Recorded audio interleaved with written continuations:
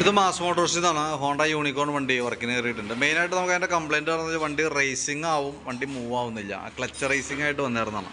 അപ്പോൾ നമ്മൾ അഴിച്ച് ചെക്ക് ചെയ്യുന്ന സമയത്ത് ക്ലച്ച് ഡിസ്ക് കംപ്ലയിൻ്റ് ഉണ്ട്, ക്ലച്ച് ഡിസ്ക് ലോഡായി കിടന്ന ക്ലച്ച് ഡിസ്ക് പോയിട്ടുണ്ട്. അതേപോലെ തന്നെ അതിൻ്റെ ഈ ഒരു വീലും കൂടി ഡാമേജ് ഉണ്ട് കേട്ടോ. ഈ സൈഡിലും അത്യാവശ്യം വരച്ചിൽ വന്നിട്ടുണ്ട് ഈ വീലിന്.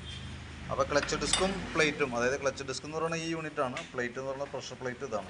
രണ്ട് ഐറ്റം മാറണം, ക്ലച്ച് ഡിസ്കും പ്ലേറ്റും മാറണം. ഈ ഒരു വീലും കൂടി മാറ്റിയാലാണ് അത് ക്ലിയർ ആവുള്ളൂ കേട്ടോ. കൂട്ടത്തിക്കടെ അതിൻ്റെ ഗ്യാസ്കറ്റ് കാര്യങ്ങൾ മാറ്റേണ്ടതായിട്ടുണ്ട്. പിന്നെ എഞ്ചിൻ ഓയിൽ കുറച്ച് ടോപ്പപ്പ് ചെയ്യണം. അതായത് ഓയിൽ വലിയ കുഴപ്പമില്ല, കാരണം ഈ ക്ലച്ച് ഡിസ്ക് വരഞ്ഞപ്പോൾ അതിൻ്റെ ഓയിലിനകത്തേക്ക് മിക്സ് ആയിട്ടുണ്ട്. എന്നാലും നമുക്ക് വലിയ പ്രശ്നത്തിലേക്ക് എത്തിയിട്ടില്ല. പക്ഷേ കുറച്ച് ഓയിൽ നമുക്ക് ടോപ്പപ്പ് ചെയ്യേണ്ടതായിട്ട് വരും കേട്ടോ. കുറച്ച് ലെവൽ നമുക്കിപ്പോൾ അഴിക്കുമ്പോൾ പോകും, അത് നമുക്ക് ടോപ്പപ്പ് ചെയ്യണം.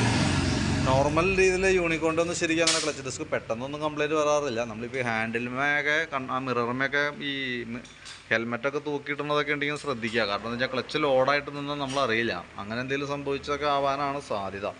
നോർമൽ അല്ലാത്ത രീതിയിലൊന്നും അങ്ങനെ പെട്ടെന്ന് കംപ്ലയിൻറ്റ് കാണാറില്ല യൂണിക്കോണിലൊന്നും. അപ്പോൾ നിലവിൽ ഇപ്പോൾ ഇതിൻ്റെ കംപ്ലയിൻറ്റ് ക്ലച്ച് ഡിസ്കിൻ്റെയാണ്. അപ്പോൾ അത് മാറ്റിയിട്ട് റെഡിയാവും. ഓക്കെ, അപ്പോൾ ഞാൻ അതിൻ്റെ ഡീറ്റെയിൽസ് എസ്റ്റിമേറ്റൊക്കെ അടക്കം വാട്സാപ്പിലേക്ക് ഇട്ടേക്കാം. ഏകദേശം നമുക്കൊരു 6 മണി 6:30 ആകുമ്പോഴത്തേക്ക് വർക്ക് കംപ്ലീറ്റ് ആവുള്ളൂ കേട്ടോ. ഞാൻ കംപ്ലീറ്റ് ആയി കഴിയുമ്പോൾ വിളിച്ചോളാം.